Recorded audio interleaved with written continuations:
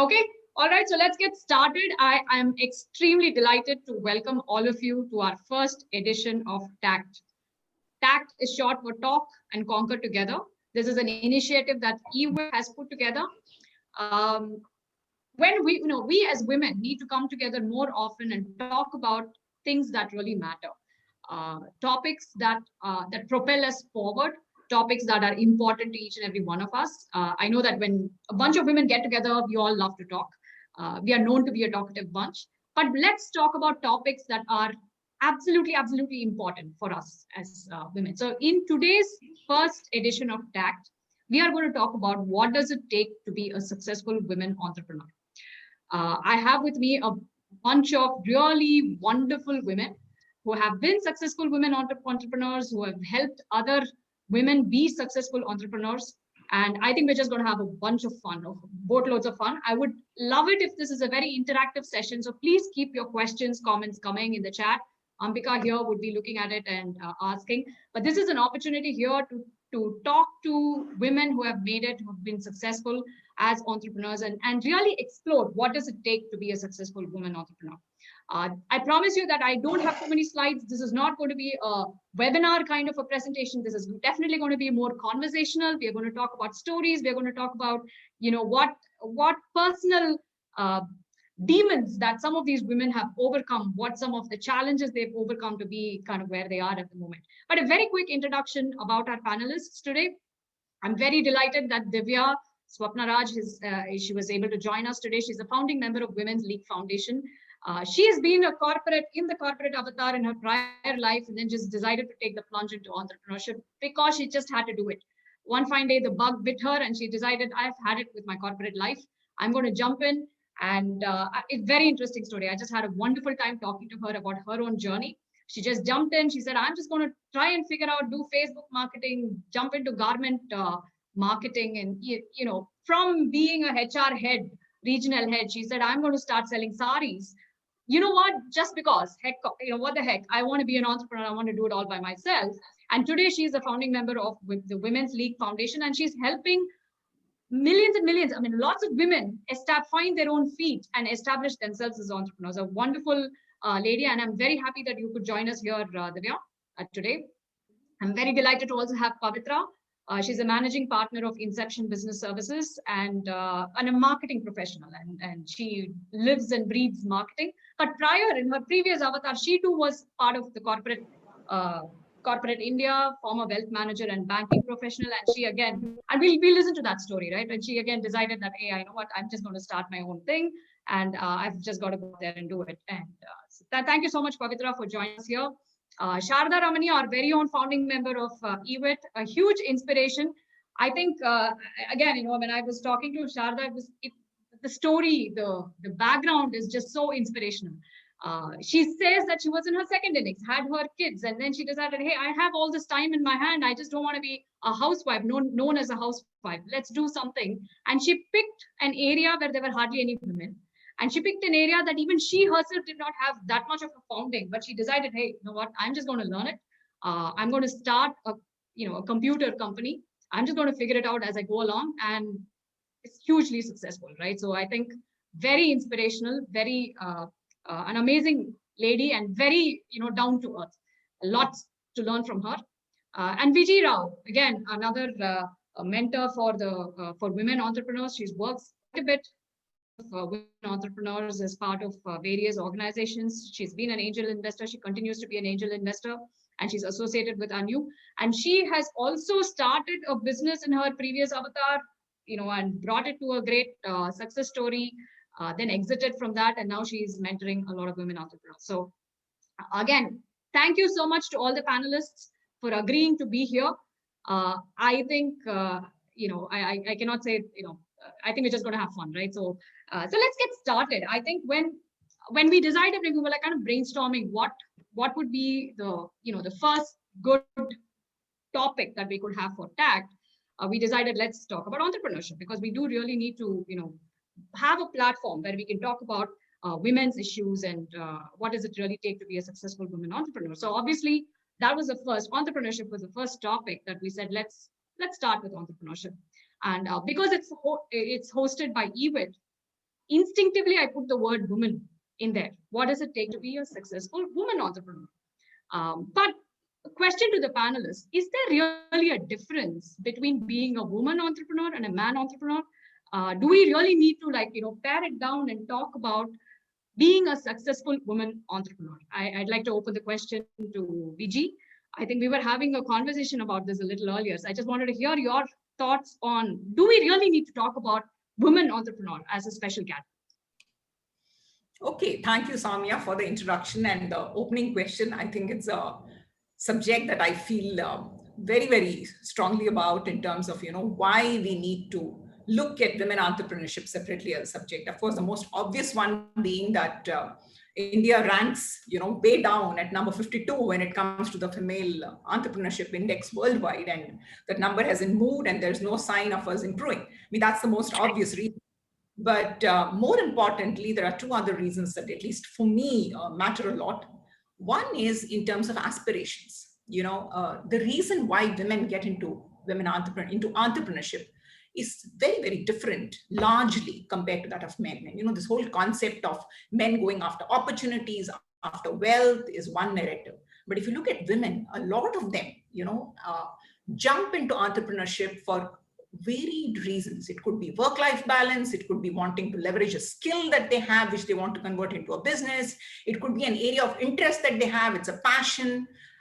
So the kind of reasons, or just a stable, source of income. So for me, a mommy who is, making dosa mau and supplying it to everybody in her housing complex could be as successful as, say, somebody like a Mustafa who's built this whole business of, ID fresh foods, because the aspirations are different, and the success, the way they both define success, could be different. So women need to be, as a subject, women entrepreneurship needs to be handled differently. There's one more reason. And I think in EVIT, we have beaten this whole topic to death quite a bit, which is in terms of women leadership.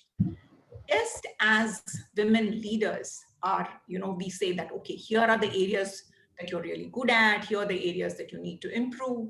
When it comes to entrepreneurship as well, why the determinants of success are the same, for both men and women, what happens is that women tend to bring to the table very different skill sets, and these need to be leveraged well enough. And they need to be told where are the areas where they probably need to improve. So if we can discuss women leadership so much and try and see how women can make better leaders, the same thing holds for women entrepreneurs as well. We need to discuss the topic. We need to help women, move up that ladder. So for me, it's a no-brainer. Women entrepreneurship is an important topic that needs to be discussed, and there's so much that we can do as a community. Super. Thanks a lot. Thanks a lot, comments, Vijay. So if I can take, you are saying, yes, women entrepreneurship, we need to talk about it because we're not there. We are ranking way below the global index of where women entrepreneurs are in terms of just the sheer number of the per capita or whatever, right? The income that is being generated, the revenue that is being generated by women-run businesses is just not sufficient for us to be considered a good, a big enough group. So yes, there are issues that we need to talk about. There are topics that we need to discuss. I want to hear, Divya, your opinion as well, because you also work specifically with women entrepreneurs, helping them figure out what to do and helping them along their journey. And I want to ask you, do you see a difference between being, I mean, let's just step back. You also strongly feel the need to talk about women entrepreneurship and help women find their feet as entrepreneurs. Yeah. Yes, Soumya, absolutely. I do feel that we need to focus on women entrepreneurship as a separate subject. I'll tell you, when we start off with the aspirations, the skill sets, for both men and women are the same. When we are on the beginning stage, it's all in the same. We are on the level playing field. But then as we move on, there is a bridge which comes up, and you see the men moving forward and marching ahead, and then see the women. Okay, and yes, the reason why is it so? Because it is not easy for a woman to be an entrepreneur, because when we start moving from the playground, there are a lot of challenges that women face which men do not have to face, and hence there is a bridge. So unless we come and come and I collaboratively just work want to I together. just want to jump in here. This reminded me of the tweet that Anand Mahindra had posted, about how both of us start running, but then women have to fold the clothes, do the laundry, take care of the cooking, and that's a very interesting imagery that just came to my In mind fact, about I would a appreciate tweet. advertisement which was I don't remember the advertisement, but this is a very beautiful advertisement where a set of 20 to 25 people of both the genders are are assembled, and then they start asking questions. So every question, if you could recollect, a person has to move forward. For example, when they start off, did you read, did you study, or had your education, and everybody, like both men and women, will march forward. But when the questions, after 5 to 6 questions, the questions come like, who manages the finance in your family? Do you own, did you open your bank account? Did you know what the health insurance is? You know what happens after the 20 question survey? You see almost men are in the front, and women, you could see, let me see if I could pull I out that think video and it's share it. KTM. That's a It's very beautiful KTM. example of where we are. Okay, it's just not about entrepreneurship, but as women, where we are. Okay, these are the decisions that we have to take, but where we have put ourselves there. So yes, even in entrepreneurship, unless we take it as a subject and then discuss about it, it doesn't gain that prominence. So Okay. yes. So let's hear some stories here, because VG, when you were talking, you said, hey, jump into entrepreneurship, right? So I think all the panelists here have been bitten by the entrepreneurial bug. You guys had a cushy life, and then you said, no, this is just not enough. Something is missing. I need to jump. I need to bring in more risks into my life. I need to create more problems and solve them, right? So Pavitra, let's hear from you. Why did you decide to become an entrepreneur? What's your story? So my story is, of course, I ended up in a sector that I didn't really anticipate that I'd be in, which was banking. I was a marketing grad and wanted to be in a marketing role, in a brand role. And somehow when I got into banking, it was very different kind of line. Over my 8-9 years there, it was something where I was working very hard. And a lot of people will be like, you work this hard, why don't you work for yourself? Right. And the other thing was, I always thought it was a stopgap, and my heart was not in managing other people's money. My heart was set on being in marketing. And there was a period when I did look for many roles, but after 5 years, 6 years, 7 years, it was like, you're no longer a marketing person, you're in banking and, with different skills. So then I decided, let me create my own job.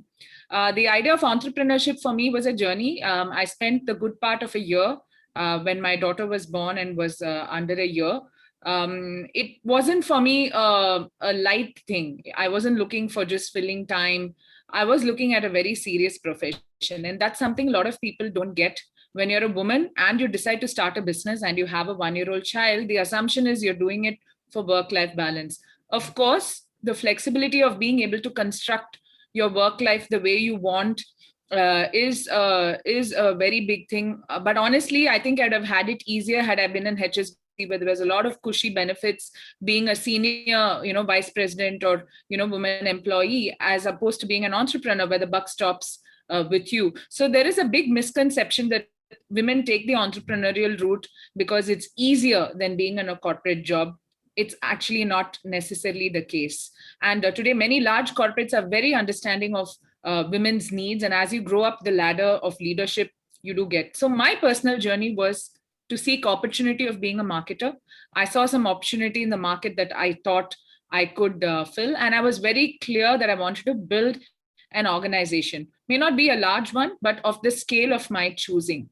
And to do the kind of work that I would love to wake up every day to do. So that was my journey. And I think I wrote about it a year into it. I started it at absolutely the wrong time that women look for even a job change, which is when my daughter was 10 months to a year old.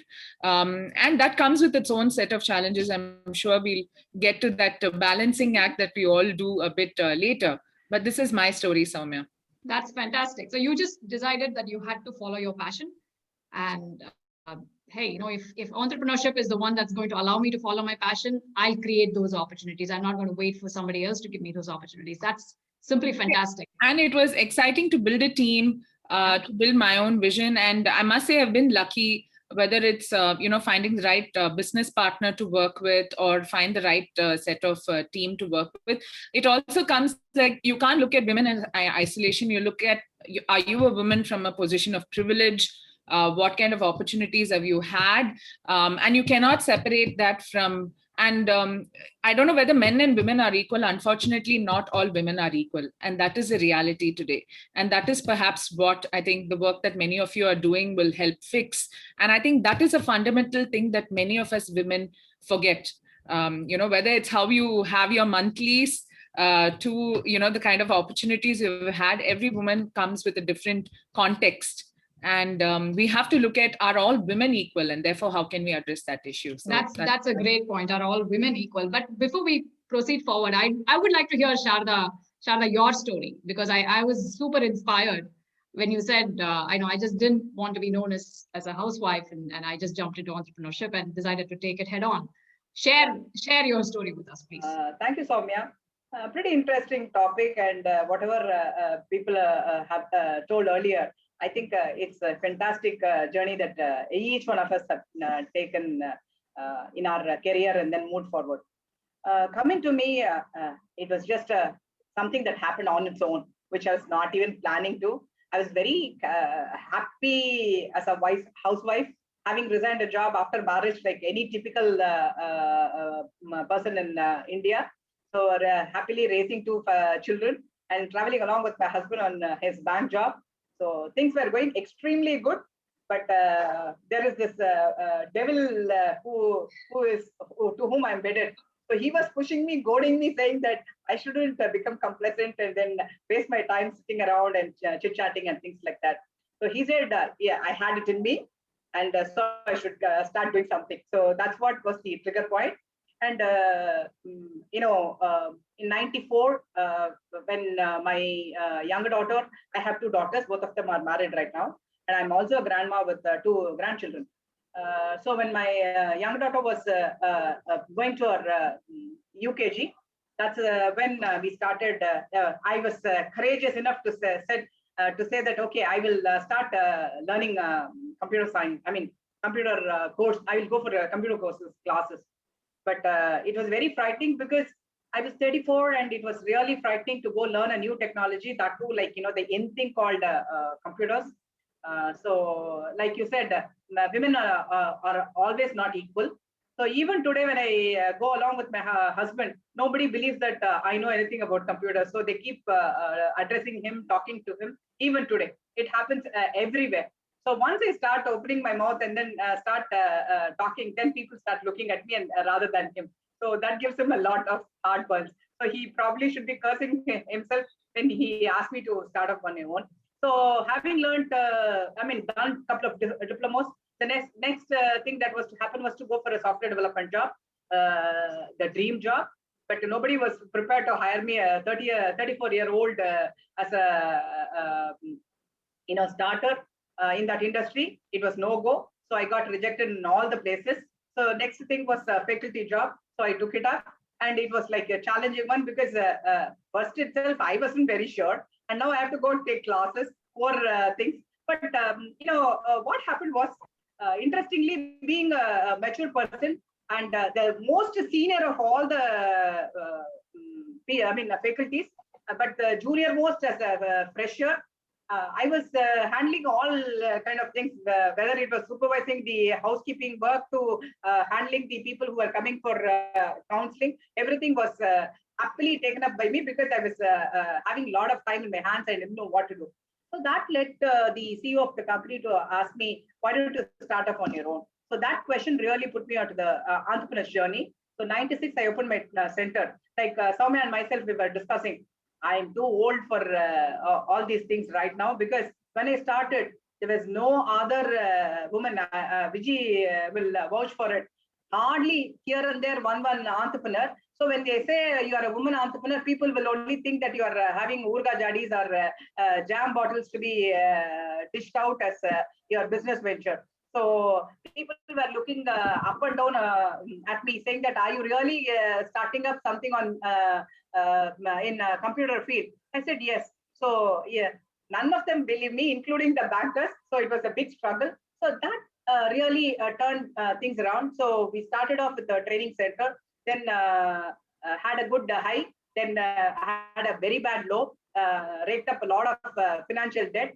So we were doing debt financing. Mind you, in 96, the interest rates were at whooping 36%. Even the banks were charging about 19.5% for your bank loans. So that really made us, I turned my hair white even at that point of time because of the heavy burden. Shada, your hair isn't that white at all. I don't think you give yourself a compliment. But yeah, I'm going to come back to you with for all the challenges that you faced. But it's very inspirational to hear that you said, hey, I'm not going to just sit around and my kids are going to school. I have a lot of time on my hands. And then you just went ahead and did a course and said, not just did a course, but you said, I'm going to use that knowledge and actually start up a business. I mean, that's gutsy is what I would say. I mean, truly gutsy, right? So Divya, I didn't know what was in it for me. So I jumped into it and then survived. That is all. Yeah, I mean, that's the only way to do it, isn't it? I mean, Divya, I think your story was also very interesting. I mean, you had a really good life as a HR head and you know, like you said, hey, I was a HR head like this, running and, you know, being in all these high-fi meetings, and all of a sudden next day, I'm like the janitor who has to ensure that things are getting clean, and I'm calling people sir and ma'am, and all of a sudden I'm running behind people to sell saris from being a high-flying HR professional to coming here and saying, I want to sell saris. That's a huge adjustment, I'm sure. But you did it because you just wanted to be an entrepreneur. So what happened there? What knocked you on your head to say, you know, go ahead, give up that job, give up that, you know, that really comfortable life and do this? What happened there?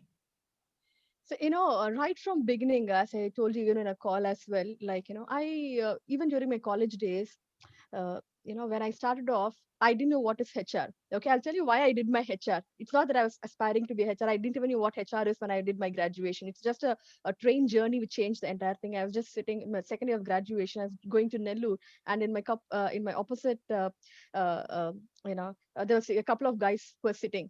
Okay, and they are asking like, what do you do? I said, I'm doing my BSc second year. I said, what are you doing? They said, we are doing a BSc computer science. And they asked, what you want to do next? I said, I'm going to do a MCA. And why MCA? Because I think that's the highest paid, you know, than the software engineers. I'm talking 15 years ago. So like, you know, software engineers are paid in like huge. So then I said, what do you want to do? They said, we are planning to do MBA HR. And I said, what is that HR? They said, recruitment. We will recruit. You know, then I realized, man, who wants to sit in front? I want to be on the other side of the table. I don't want to go and give an interview. I want to be on the other side of the table, you know, selecting and rejecting. You know, this is what got into me. And trust me, that's the only reason that when I got into, I studied like, this is what I want to do. And I have to be in a position on the other side of the table and deciding things. And so, you know, then I realized that I'm a kind of person who's completely empathizing. I want to take control of things and don't want to be controlled by others. I have to take my own decisions. And yeah, now after joining, that's the reason I joined HR. And then yeah, HR is much more to it. But trust me, when I joined, this is what it was. And then after my 7 years of my journey, you know, I always realized that I want to do something on my own. I want to be the boss. I have to decide things on my own. But then I never had a financial backing, nor anybody in my family were into entrepreneurship business. So entrepreneur, what's an entrepreneur? So I had to save, you know, almost work for 7 years as a corporate. And trust me, like every time I have to go and ask my boss for a leave, and that sucks. So when am I going to give leaves? I have to be in a position where I'll sanction. I want to get up in my own free time. I want to do things on my own. And definitely, and every time I go and ask for that leave and giving damn reason, creating my own reasons, you know, and they're like, no, I have to end to this. I have to start off. And then when I delivered my baby after 6 months, I took a call, like I have saved a considerable decent amount of money. And then I said, like, if not now, when? Let's decide. I can always go back. If things don't work, I can always go back and say I have taken a sabbatical, and then we can join. Okay. So yeah, as an individual, I felt that I'm more of authority, not a, I'm a risk taker. I want to make changes. I want to see I want to be the decision making. And I thought like entrepreneurship is the right thing for me. I want to see that. So I would say I will associate a lot of things to the character, a personality of the person. Yeah, and the fact that you didn't want to write a leave letter anymore, right? So that no, never. That was the reason why you said, okay, let's jump into entrepreneurship. But then I'm sure you realized there is nobody I cannot take leave at all. I'm an entrepreneur. I'm sure that's Not where that I you're didn't knew that then. Yeah, I know. I knew it comes with so much of pain Running and yes. Yeah, I know. Running a Yes. business myself, there are times when I'm like, hey, I just need a boss because I want to go tell him I'm taking the day off tomorrow. I don't have a boss. I can't take the day off No, I tomorrow. don't. And sometimes it sucks. But anyway, but it's fun. Be my own boss. Right? I mean, it's an adventure. I'm sure all of us agree Yeah. that being an entrepreneur is an adventure on its own. So I think, Vijay, I wanted to come back to you. I think you're mentoring a lot of women, and I think you actually alluded to this. There are a lot of inherent characteristics in women that lend itself to us being a good entrepreneur, right? Elaborate. What have you seen in women, in the people that you mentor? Have you seen man-women team, like a mixed group where you find that women bring certain kind of skills that have help them be successful entrepreneurs? Before I move on to answering you, Soumya, it's so heartening to listen to Pavitra and Divya because Sharda and I probably belong to a generation where, entrepreneurship, especially women entrepreneurship, the challenges were so completely different. It's so heartening to listen to these two girls say that, yes, we got into it. Even if the timing was not great, we had a small baby at home, we got into it, we took the plunge, and then, whatever, leave letters, whatever, networking, but then, I'm up there into it. This is the power of women entrepreneurship. Okay, to answer your question, Soumya, yes, I think if I look at the kind of skill sets that we women have and what entrepreneurship actually demands, I find a perfect fit. I mean, there was a time when I used to say the IT industry and women and, women actually make a great fit. But now having mentored so many women entrepreneurs and of late a few male entrepreneurs as well, I believe that just look at what kind of skill sets we women have. I mean, by nature, we are far more creative. We are very innovative. And that's the starting point of entrepreneurship, right? You've got to have a great idea. Then you got to validate it in the market. Okay, is it technically feasible? Is it, market ready? And that attention to detail is something, again, we women are so good at. There are enough research to show that even in corporates, even BPO, Soumya, and I'm sure you'll relate to it, the quality of work that women do is much, much better than that of men. I have nothing against what men do. I mean, they have their own qualities as well. But this attention to detail is, again, a skill set that is so crucial for entrepreneurship. Next, look at managing people. I mean, entrepreneurship is all about people, right? And there again, we women score. The other thing, of course, is in terms of wearing multiple hats. We are so good at multitasking, from taking a photocopy to, making a pitch to our investors. We are happy to do it all. We do it at home, we do it in office. And that, again, is something that entrepreneurship demands, right? And finally, of course, as women, I think we tend to be far more socially inclined than men. And again, I find that women entrepreneurs, a lot of them are in the social space. Even if they are in the commercial space, they kind of want to give back.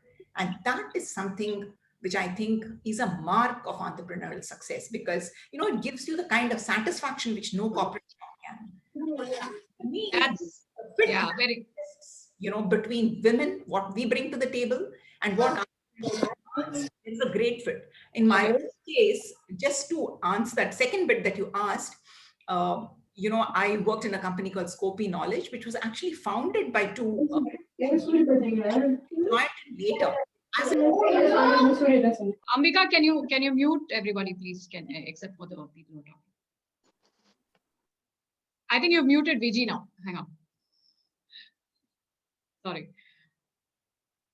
Okay, I have unmuted myself. So just to complete what I was saying, as a team, we had complementary skills. We had two founders who were men and then myself, and the three of us ran this organization very well together. And if I look back, 10 years after we have exited that company, if there's one reason why I think we succeeded, it is because of this founding team, which had complementary skills. So I think for me, women entrepreneurship and, what we bring to the table, it's absolutely fantastic. That's very encouraging to hear. So you're saying inherently there are a lot of characteristics that women have that actually make them more suited to entrepreneurs. So the question then is, why are there more women entrepreneurs? Pavitra, I want to come to you. Do you agree to that? Do you think there is inherently we have as women?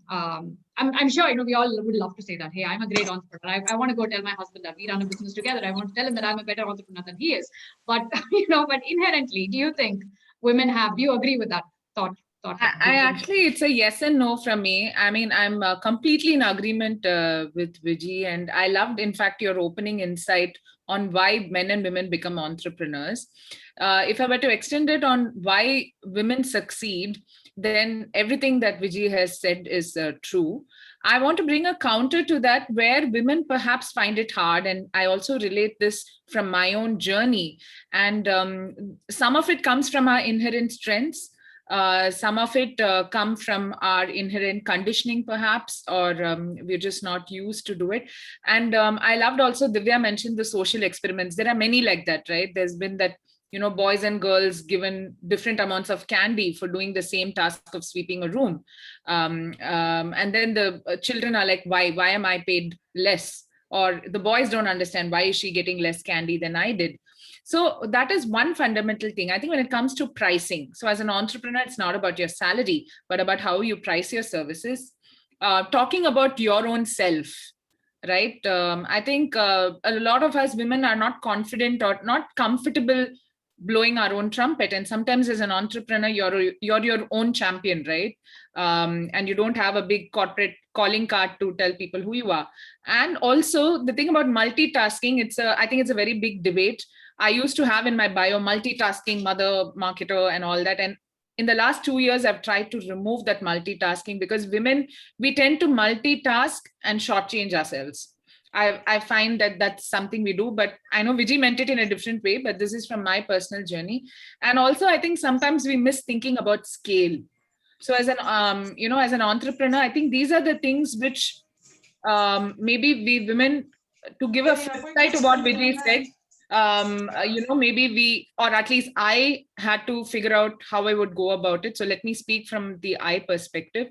But from the positives, yes, I think generally we are good with women. And I mean, I'm going to take Divya's example. Like, a lot of people say, if you're good with people, join HR. I'm like, no, to be in business, you need to be good with people. To be an entrepreneur, to be a leader, you need to be in, good with people. In fact, HR unfortunately has to wear the bad cop hat and, not be nice to people sometimes, because, organizations fire from their shoulders. So I think some of the things, the empathy, the social connect, the ability to make people, and also our conditioning as Indian women to pick our battles. I think these are all very good positives that many of us as women perhaps have, that we bring into our entrepreneurship journey. But we have to make sure that our strengths don't also become the noose around our neck, where we hesitate to ask for help, etc. That's a great segue. We can sit here and talk about all the wonderful things that women are made of, all the sugar and spice that women are made of, and that's why we are great entrepreneurs. But let's actually spend time talking about what are the areas that we're not good at, because that's kind of that's kind of what I think we also want to learn from, right? So how did you overcome these other areas that perhaps we are not necessarily very good at inherently? One of it being, Pavitra, like you mentioned, we are absolutely not great about tooting our own horn. It could be conditioning. It could be the way we are inherently. We want somebody else to talk about us. We want our actions to talk for themselves, but we are very shy and modest and not very, and that can sometimes work against when you're trying to push forth with your organization. You being shy and modest is not going to help your organization grow. Sharda, do you have any thoughts? You were, you've gone and been there out there selling your services and, finding your first customer. Have you found that there are certain things and you felt like, hey, as a woman, this is holding me back? Yes, Soumya, I totally agree with Pavitra. What we do is we short sell ourselves. And that's another major difference between a woman and a man taking up a business role, is that we are not too very, we don't want to keep a higher goal and then go out and then achieve it. We are very happy with shorter goals, and then the kind of ambitious nature is anatma to us. We feel that as women, we should be very contented in life. So we shouldn't aspire to be greater than what we are, etc., etc. That is very limiting factor, because I've seen a lot of people since the last 25 years. I found that many of us are at one level, and certain people are only able to raise up to that higher level. but men talk about in a larger extent to whatever they want to achieve. Whether they are achieving or not, that's a different matter altogether. But the way they project their business and the way they project about their goal and the way they talk about it, it is totally different from what we do. We take very small sprints. We don't have we think that it is a relay game, whereas it is not a relay game, it's a fast race, which we don't understand. So the big picture never strikes us as women. So that's one of the things that we definitely need to change. So we are more conservative, is what you're saying. Very We much, could very be. much. Very Is it much. perhaps because of our conditioning or perhaps because of our Absolutely, absolutely. whatever it is, right? So Yes. we want to be more realistic, perhaps, Yes. so, right? So we want to set those sorts of realistic goals rather And than I saying, think- I'm just going to go out there. Do anybody else not No, agree one with that?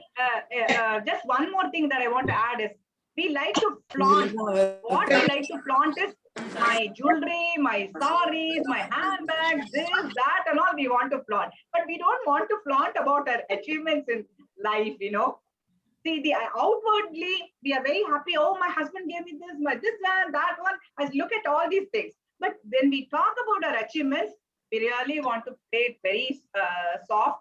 And then we want somebody else to talk about us and not about, we don't want to talk about ourselves.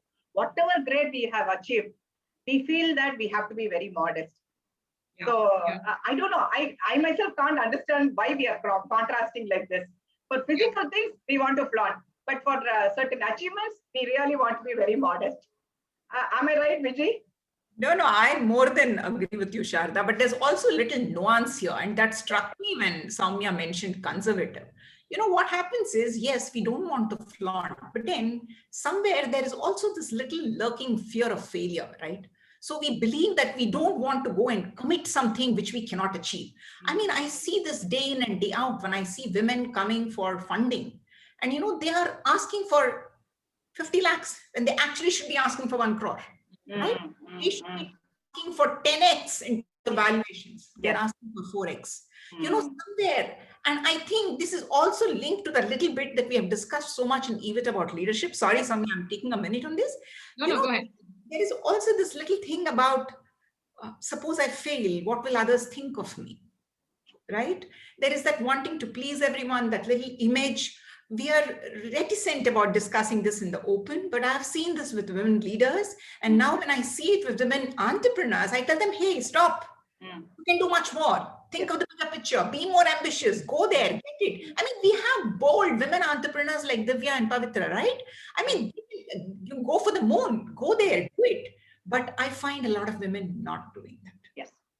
Women holding yourselves back. We holding ourselves back. Yes. Yeah, because we... Just a point to highlight here. Yes, I do agree that women are much more critical of themselves, and while we are so good in appreciating our spouse, our children, and other friends, we magnify their achievements, even for a small thing, like if, for example, a person has got a 70 marks, or even a spouse has done something, we magnify to such an extent. But when it comes to even what we have done a decent thing, we say when someone comes and appreciate us, it's okay. No, I a lot more to go. I'm yet to reach there. We underplay ourselves. I think yes, the reason why is because women are afraid to fail. Okay, we don't want to be, we have to break a lot of obstacles and barriers to reach to where we are. And when someone comes and tells us see, I already told you and I knew this would happen, so we always tend to underplay even our achievements so that we don't get pointed or being embarrassed by our peer to peer. So I think women have to come out of it. We need to take flaunt and say, yes, I have done this. Yes, when someone says you have done it, thank you so much. Yeah, I did work for it. I put in my effort for it. Yes, I do deserve it. We need to have that confidence, and that's when things might look a bit different. But yes, we are very, very critical, and that is a lag. We need to work on this as well.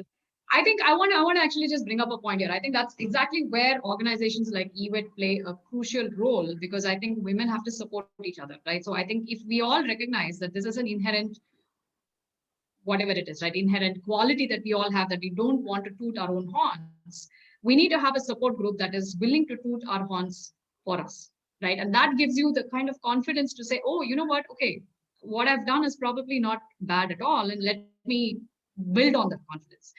I think that's exactly why organizations like EVIT and women need to support each other. But on that point, when I spoke to each and every one of you, I don't think I had this conversation with you, Pavitra, but with everybody else, I think categorically everybody agreed that, hey, I've had more support from men than I've had from women. I do want to bring upon the topic because I think it's very crucial, and it's one of the things that I've repeatedly talked about at EVIT. We don't support each other. We don't recognize. We might go and say, hey, that's a lovely sari, and back to what Sharda said, that's a wonderful earring. Where did you get it from? But we don't necessarily go make it a point to find out what's going on in your business, or how can I help you, or what are these new achievements that you've done, and how can I help promote you better? Do you agree? Don't agree? I completely agree. And I must say this, that in the recent few years, I mean, I don't consider myself a huge success. I've done okay. But when I compare myself with where I want to be, Pavitra, you're doing the same thing again. Hey, you started a business. I'm exactly coming to this. Okay, so this is how I start off talking about myself. And then in the last few years, I have learned that when I start talking to other women entrepreneurs, I make it a point that if someone says, I've started a grocery thing, I've started some other business. I mean, men or women, I make it a point to sometimes reach out to entrepreneurs, simply sharing their first Instagram story or saying, hey, this is nice. Hope you're doing well.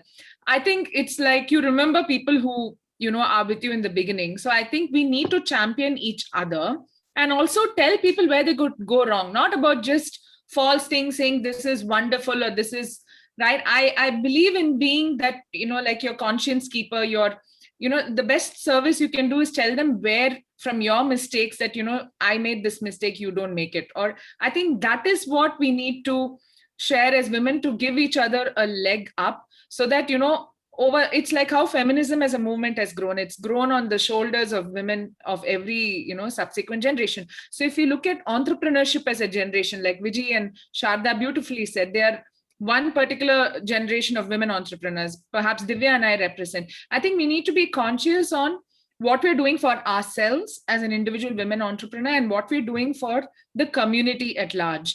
And I always look out for women in tech, women who build products, because I know those are the gaps. I'm in an area which is actually a sweet spot for women, which is marketing communications. You find a lot of women, even in banking. The CEOs of all the leading banks that I were in were women. But, when you get into an industry where it's male dominated, or get into something which is new, I think there we need to ensure that consecutive learning and progress we made, we should champion each other's causes. And I've written actually a post about it, about the 3 feminists in my life, and all 3 of them are men. My father, my late husband, and my father-in-law. And I think that more women need to be feminists for each other. And I'm going to digress for 10 seconds. I pulled this out from a talk that I attended of Chimamanda Adichie, a woman I greatly admire. She said, there's nothing a woman shouldn't be because she's a woman. There's nothing a man should be because he's a man. Women are not special, they are just human. If we keep saying women are special, we are forcing to hold them to a higher and perhaps unfair standard. And I think this is what I keep taking to heart, that, we end up forcing women to optimize across multiple avenues. So you can't really go all in any 1-2 directions. So either you're working hard, your family life, you're spending time on your family, you feel you've neglected opportunities in business, right? And that shouldn't be the case. And, it's a lot of things that while we teach women, we are teaching our girls. I tell my daughter, go for this, go for that. But boys need to be taught that they shouldn't be scared of powerful women, that they shouldn't be afraid of, the woman boss in the room. And that starts right at home. And of course, then we digress into social conditioning, which is a whole new, ball game. And I'll never forget this. One example. I remember the first thing I did as a marketing entrepreneur in my business was a market study for someone. I priced it for 60,000. I priced it for 60,000, split it with an intern I hired, 30. I showed my father, who was a MD, Soumya knew him, MD of a company, saying, this is the report I've submitted. He said, how much did you charge? 60,000. He nearly fell off the chair. He said, I would have paid 5 lakhs if some youngster came and showed me a report like this. Why did you undersell yourself? That's a big lesson for all of us. Very, very well put, Pavitra. No, But very well put, Pavitra. And you know what saddens my heart is things haven't changed much here. And you know, this point that you made that we all need to get this message across to each other is so important. You know, because I think we did the same at our generation. If you're still talking about it, it just means that some of these things still haven't changed. Yes, maybe it has to do with conditioning, but I think we can break those barriers just by helping each other, right? In fact, some of the women's groups that I am in, you know, especially entrepreneur groups, I find that they all, when they exchange views and they talk more about failures and where they went wrong, that's when those gems come out, right? And there's so much to learn from all that. Great, good. Perfect. I think we had one of a comment that came up in the chat window that I just wanted to pull up.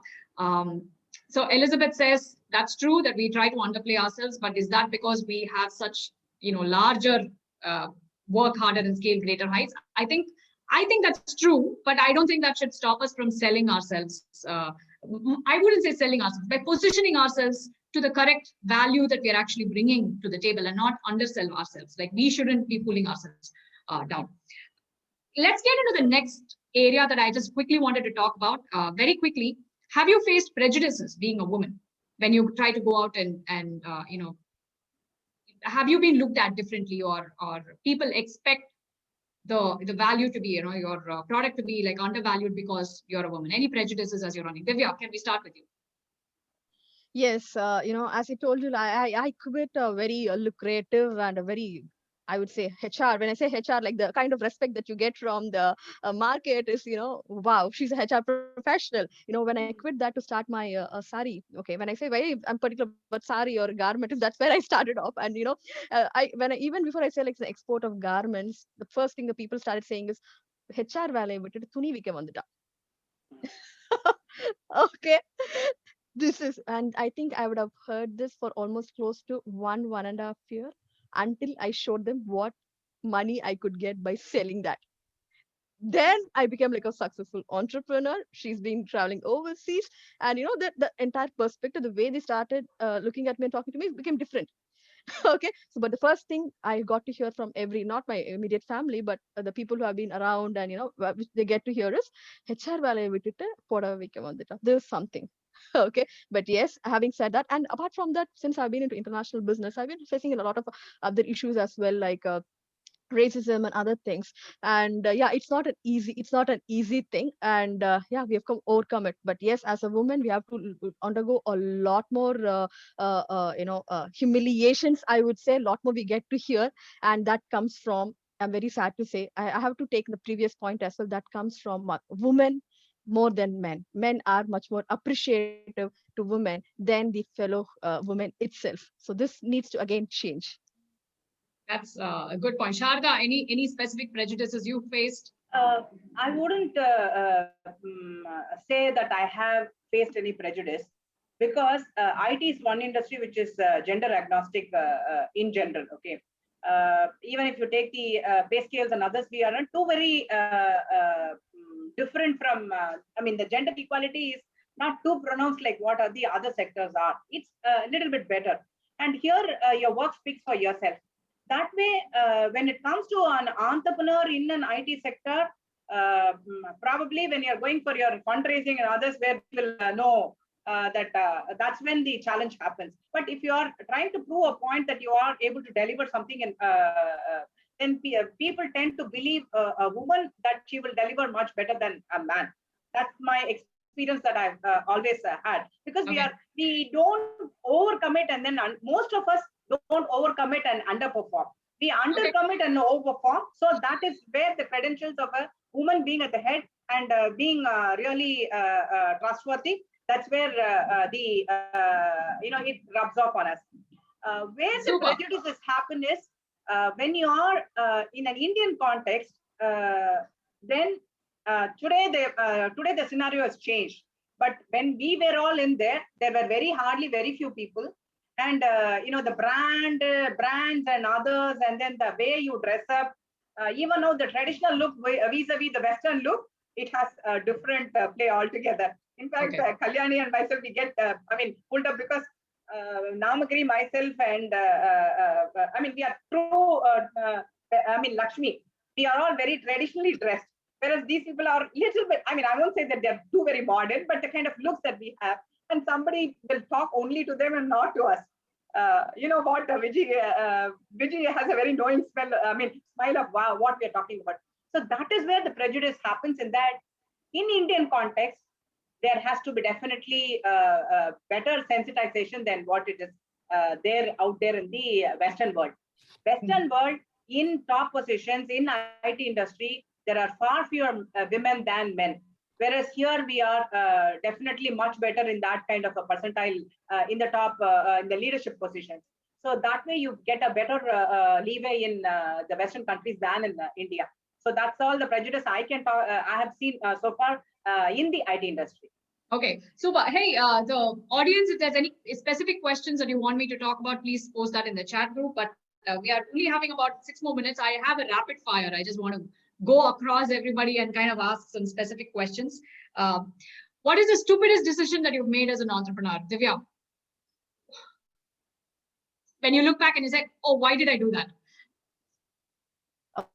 Almost wherever there's a failure, then yes, all those are stupid decisions. Yeah. So as an entrepreneur, Anything you need specific to take that comes to your no, mind? no. As an entrepreneur, all those decisions that makes you learn are stupid decisions. But yes, it's not stupid. It's a learning. So yes. Of course, any mistake is a learning opportunity. But then when you I look back and say, I can't name one. I can't name one. There's too many to name. Okay, there's too many. Pavitra, anything that you, okay, maybe that 60,000 rupees. Yeah, I was just going to say, missing out on that extra 2.5-3 lakhs that I could have made on that report. And that wasn't the only one. Huh? There have been many such instances. Okay. Yeah, that's probably one. The other Vijay, is not anything when you were fast enough. Sorry? Not firing fast enough. Vijay, anything from your side, anything that you have seen? I actually came out of my entrepreneurial journey way back in 2011. And then after that, I have been mentoring entrepreneurs. But, looking back, I won't call it a mistake, but it's a regret I have, that why didn't I get into entrepreneurship earlier? It's an amazing journey.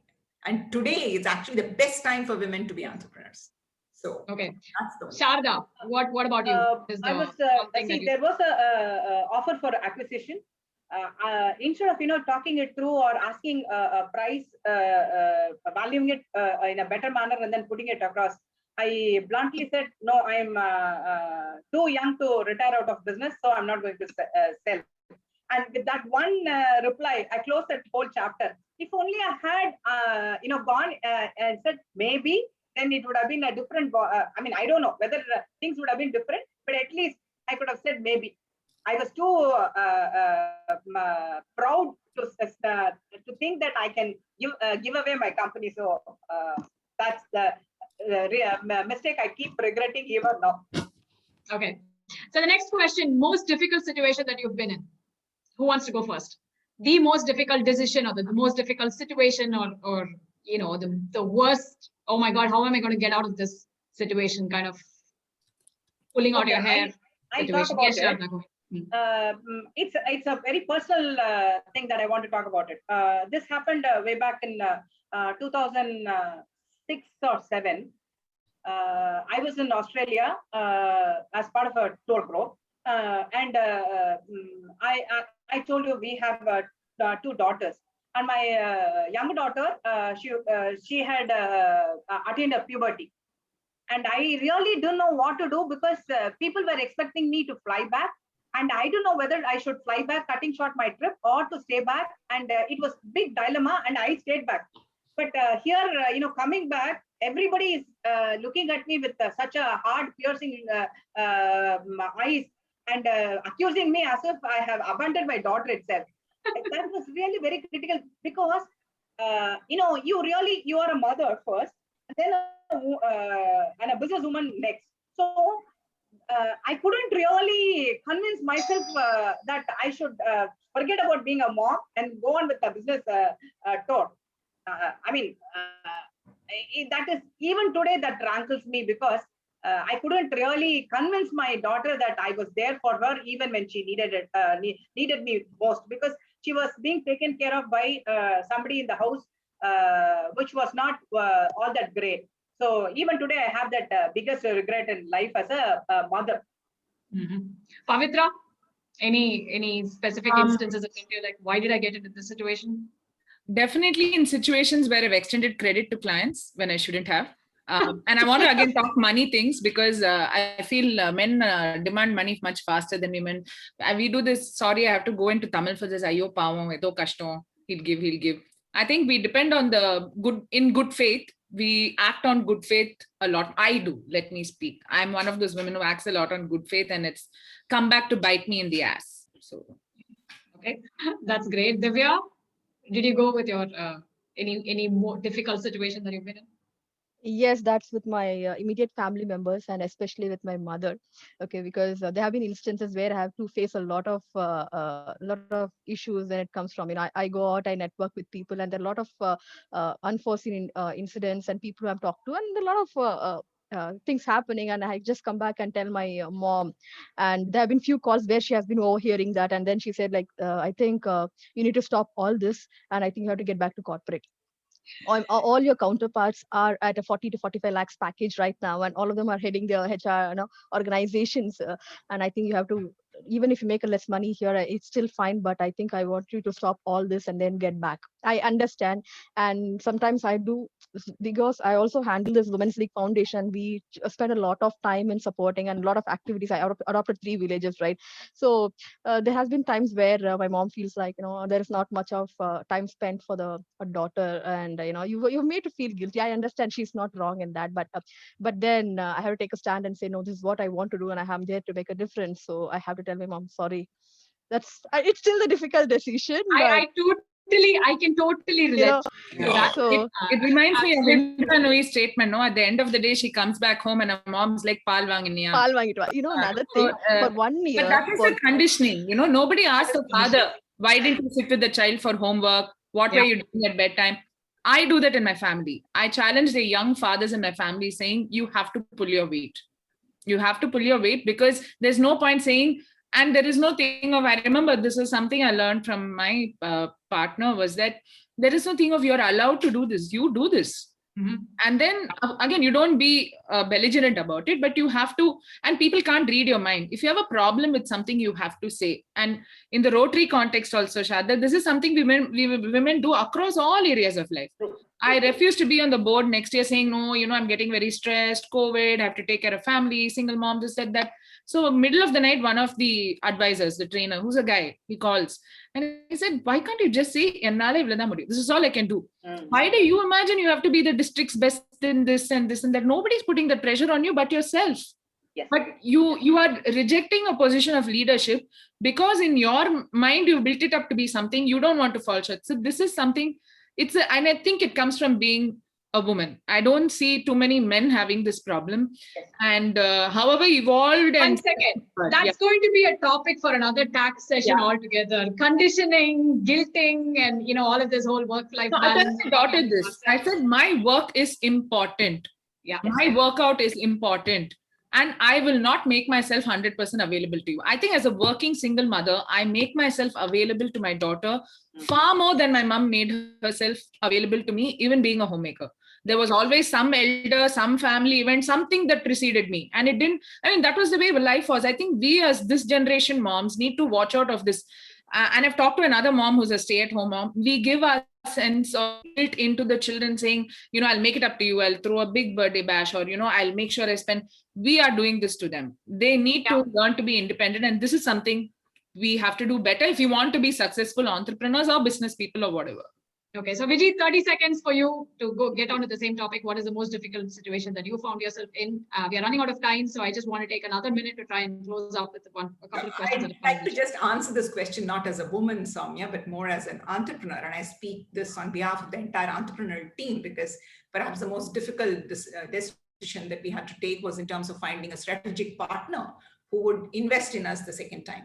It was an extremely difficult decision. And I think between the 3 of us, being men and 1 woman, the kind of perspectives that we were able to bring in and finally make the selection in terms of whom we would go with was a great learning experience. It was an extremely difficult decision, but we had got funded once, and this was the second time, and we were looking for strategic investors. It was a difficult decision, but I think as women, that was one thing I was happy about, that we were able to go with somebody with whom we had a great cultural fit, who valued what we were doing for women in our organization, unlike some of the other partners we had then spoken to.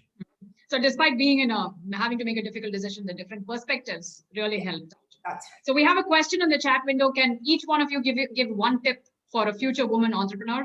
Sharda, let's go with you. One tip. Hey, go for it and aim Go big. for it. Okay, it's Aim big. fantastic. Divya, what's your tip for Yeah, I was future just women? typing. I thought there's no time, so I was just typing. See, the world is full of opportunities. You just have to find out. So just go ahead, take the plunge. It's right now or never. Don't Okay, wait for right now or never. Go for it. Right now or never. Pavitra, what about you? I would say have a brain tank, a good tax advisor, a good auditor, someone who will question your goals and help you do some critical thinking and goal setting. Doesn't have to be a business coach or mentor. Anyone in your network will do. And I think keep revisiting. Do the why. Are you in it to make money? Are you in it for something else? Please be very clear. Because otherwise it can get frustrating for you and other people. I think these are 2-3 things you must do well, but get the right team, right tax advice, finance, be good about the money and accounting. Know your numbers, know where you make money. So be hard-nosed about numbers and money. That's my best advice. Very practical advice. Be hard-nosed. Don't forget the numbers. You're in it to actually make money. All the passion aside, end of the day, if the business is not making money, it is not a business anymore. So you keep an eye on the money. Viji, what's your one advice to all future women? Don't limit yourself. Think big. Don't think of yourself as just a woman entrepreneur. You're an entrepreneur first. But again, remember, there are great qualities that we have as women. Bring that to the table as well. So be a good woman entrepreneur. Be proud of it. Go for it. Celebrate it. Be a proud women entrepreneur. Celebrate it. You all have it in you. So fantastic.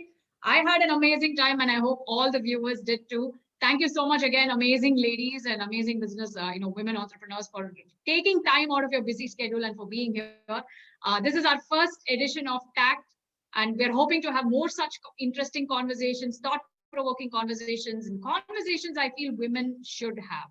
Let's not just limit ourselves to talking about where that sari was bought, where this was bought, what is happening in that serial. We should actually talk a lot more about topics that truly matter and are practical. I think we had a lot of very, very practical real life situations that we talked about. Thank you again to everyone. Soumya, trust me, you've been amazing. I've been to several panels, but you are truly amazing as a moderator. I think I would, for any panel, the panel discussion happens, I think I'm going to get hold of you. You're amazing.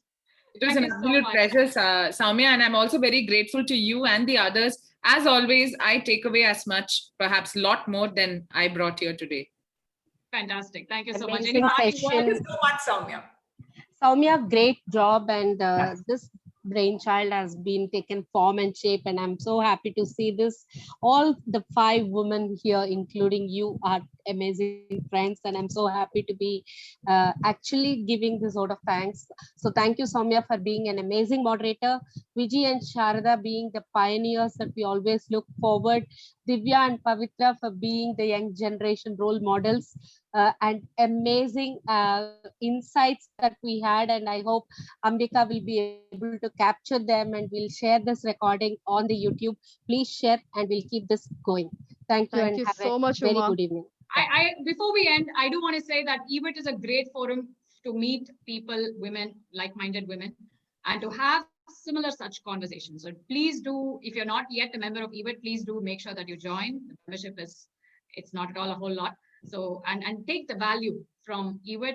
Continue this conversation. We have a LinkedIn forum, we have a discussion panel, and continue this conversations that we really need to have. Thank you again, everybody. Have a wonderful weekend and stay safe. And, wish you a lot of health in today's situations. Yes. Wear mask, maintain social distance, stay safe. Bye-bye. Bye, everyone. Thank you. Bye, guys.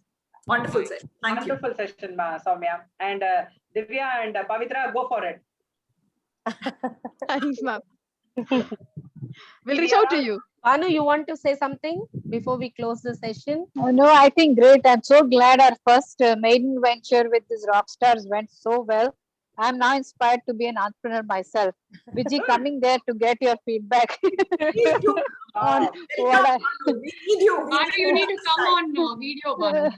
I can't see you. I'm actually, this is my in-between break, so you guys may not be able to see me because I'm walking on my terrace and doing this session. So, but just loved it. Can't tell you guys how much I loved it. Thank you so much. Thank Thank you. you. Good Thanks one. a lot. Thank you. Thanks everyone, and thank you, Ambika, for doing the coordination. Sure, Thank you. Uma. Thank